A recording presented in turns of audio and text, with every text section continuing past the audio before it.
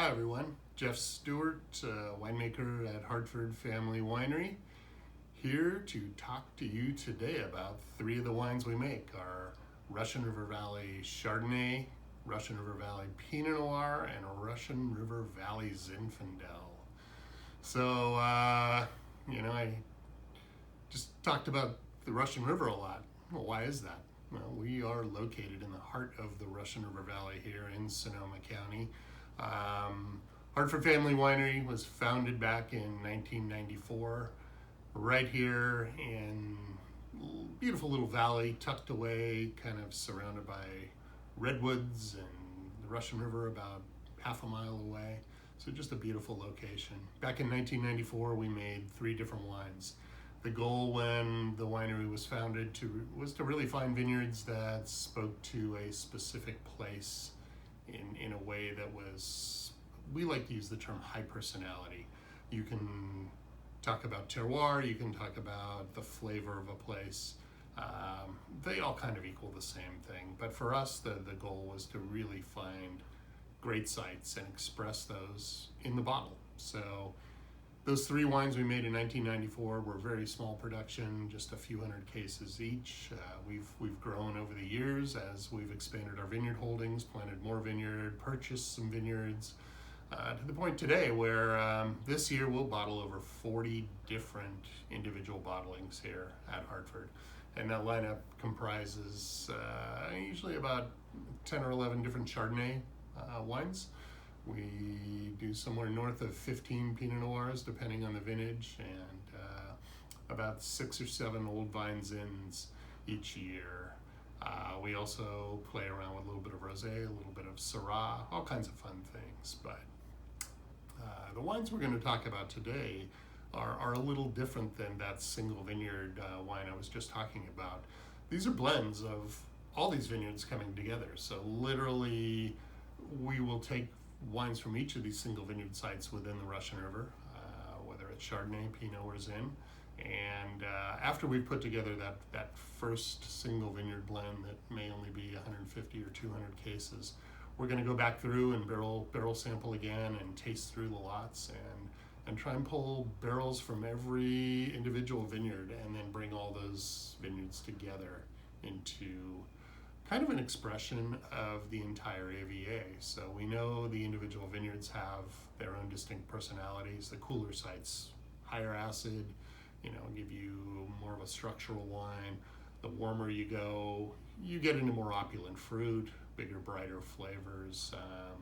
So when we're putting these blends together, we're actually taking sort of the best of each of those little locations and layering those wines on top of each other. So as a group, they're really an interesting group of wines. They're some of the favorite wines that we make here every year. Everyone talks about the single vineyards, but I really believe the Russian Rivers, in many ways, are more complex. They're more complete wines because, again, they have a lot of different things coming together, and they kind of check all the boxes, if you want to look at it that way. So, what is the Russian River Valley known for? Well, Pinot Noir, Chardonnay, obviously, Old Vine Zin is important. We'll start out talking about Chardonnay. So this is the 2018 Russian River Chardonnay, again, blended from multiple vineyards. There are about 13 or 14 different vineyards that go into this. So when you smell this wine, you really kind of capture what I think of when I think Russian River, which is beautiful fruit. We're very fortunate here. It's a region that gives you wines that are very fruit driven, but fruit isn't everything. We want to see other complexities and other characteristics as well. One thing you won't see as an overbearing character in the Chardonnay is a big barrel influence. That being said, we do barrel ferment every gallon of Chardonnay here at Hartford. It all sees French oak barrels, fully barrel fermented. This wine will be anywhere between 25 and 30% new French oak every year. But we're using barrels that are very subtle and have finesse. So the idea is to use the barrel, number one, as a fermentation container. It's a great place to put wine during harvest when the tanks are filling up very quickly. But it also, the wood components bring in some complexity to the wine and actually helps soften and round out the wine.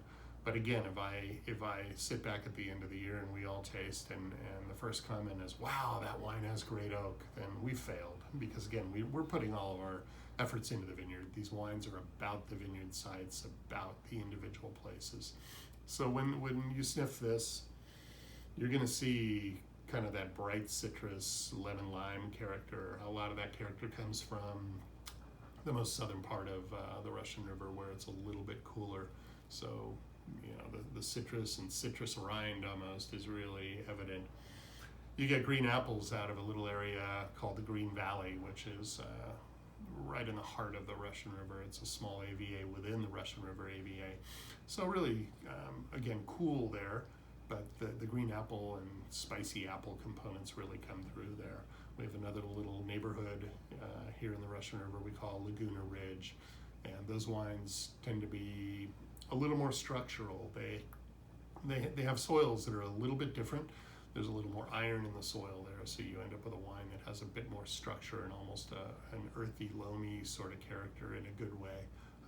That's even more evident in the Pinot Noir, but in Chardonnay it brings kind of a broadness and a breadth to the wine.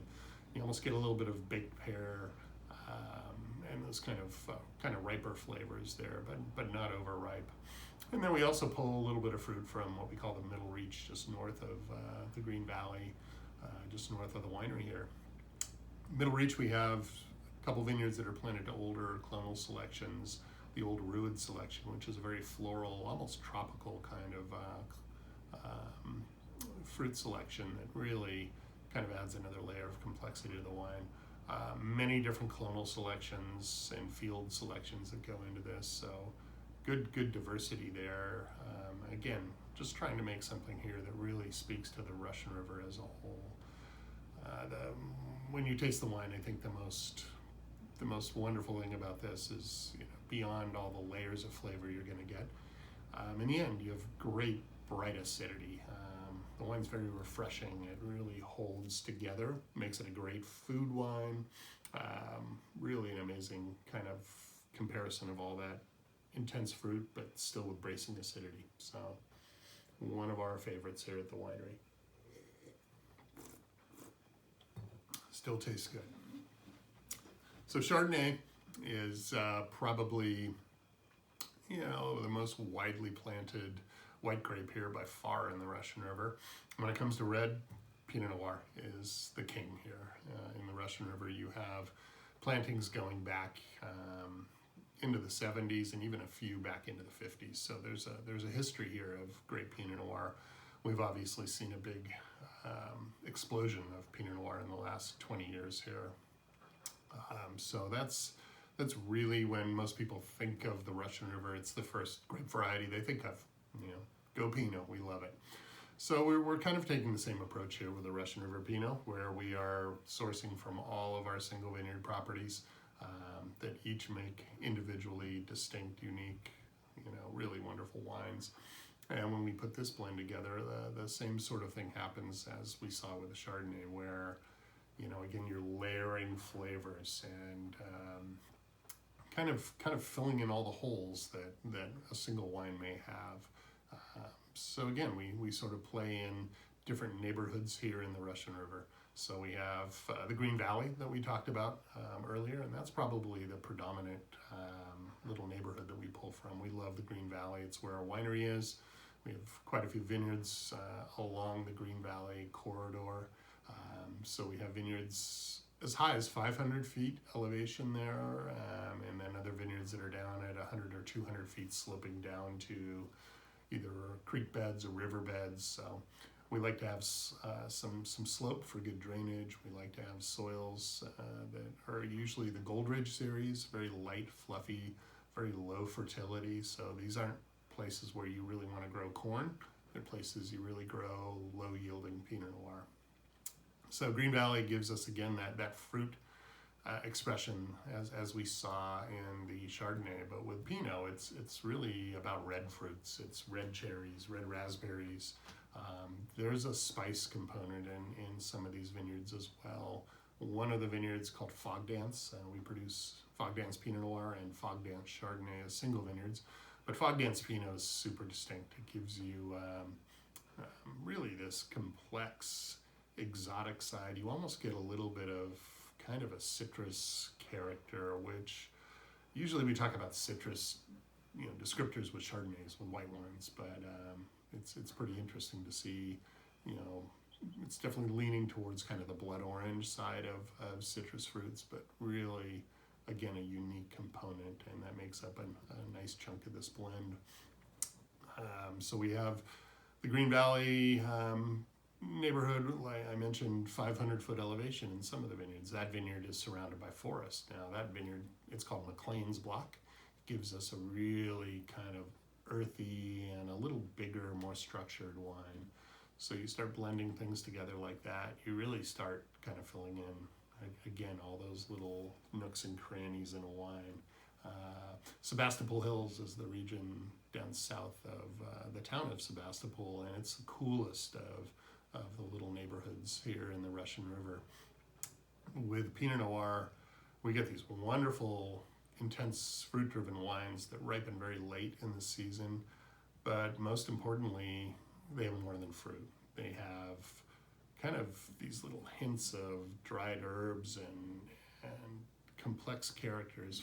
For me, Russian River Pinot Noir is always about fruit, and I love fruit. The fruit expression in these wines is amazing, but really what makes great wine, whether it's Pinot Noir or Cabernet or Chardonnay or whatever, it goes beyond the primary flavors of fruit. It goes really, I like to look for all those secondary and tertiary elements, and again, those are those sort of earthy, sometimes it can be dried herbs, it can be, celery seed, even crazy things like that.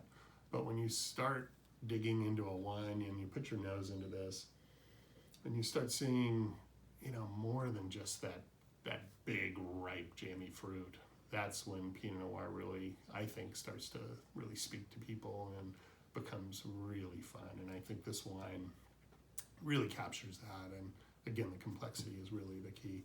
In the mouth, this is really approachable. When you taste this wine, it has great body and it has acidity, again, to hold it all together. It has tannin, but it's not grippy. It's not, a wine that you need to lay down for 10 years to really appreciate. It'll age. You can lay this down 15 years and it'll be beautiful. But I think the balance of the Russian River Pinot Noir is really, really one of its strongest suits.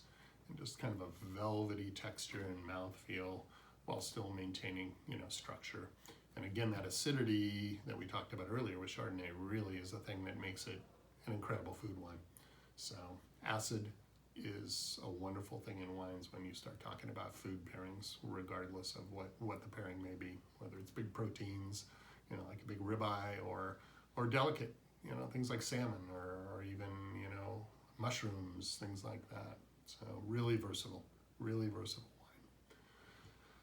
So the third wheel of our Russian River kind of circle here, or the third spoke, I should say, is Zinfandel.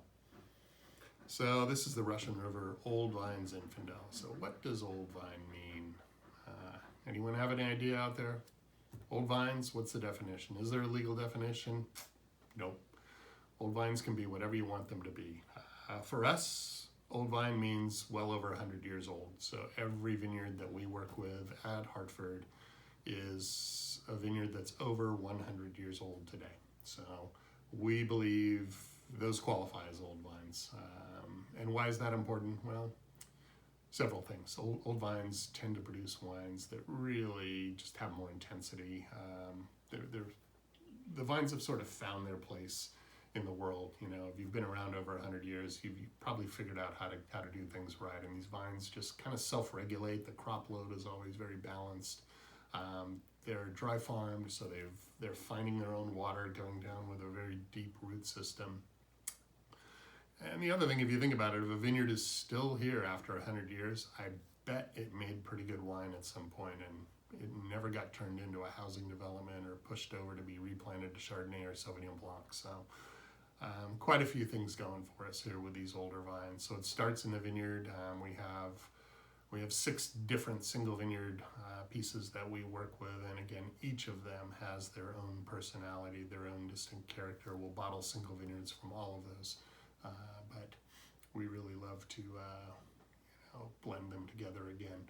So we get a little higher acid out of the vineyard we call Dina's, and that almost has this beautiful brightness and almost a wet slate kind of character in the mouth. High Wire is just big dark fruits and juicy and just big fruit bomb. Really amazing stuff. Dark.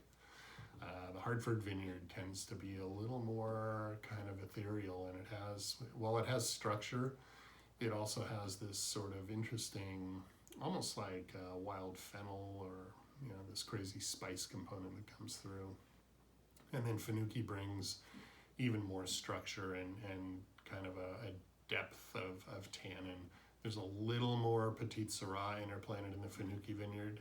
All these vineyards are field blends. They're well over 90% Zinfandel, but they're mixed reds planted all over. And that Petite Syrah in the Finucchi really adds a structural piece. And then each of the other vineyards, Jolene's and Winbury, they all bring something to the party that's really fun and interesting. So kind of a common thread here between these wines. They're approachable. They are certainly food friendly. They all speak to the place, which I think is the most important thing that we all look for. Here at Hartford, we always want our wines to be speaking to the place and telling the story. And hopefully, in a way, when you guys drink these wines, you're getting a little sense of what it's like to walk through these vineyards in the middle of harvest when the fruit is right there at perfect ripeness, and it's a way we can kind of bring the vineyards to you. So hope you enjoyed all these wines. These are 3 of our favorites here. We have many others out there. Some available, some highly allocated and tough to get, but these are 3 wines that have really good availability at this point. So we hope you enjoy them.